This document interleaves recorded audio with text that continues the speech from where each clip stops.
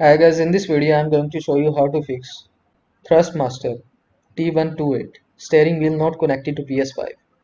If you want to fix your issue, you need to follow some steps to consider. As you can see, people provide their opinions about this problem. As you can see, this is the problem. T128 not connecting to PS5. Here you will see the people's solution. These are the solutions provided by the peoples. Did you get the manual for the wheel when you pick it up? If not, download it to a PC from the net and read about how to set it up. This is the another solution. Hold the mode button until the light about the PS button flashes. Keep hold of the mode button and press right in the D-pad until it's blue. Let go of everything and it should be done.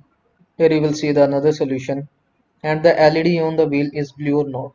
When done, when the wheel is connected to the console, also don't forget to press the PS button on the wheel to connect the wheel to the console.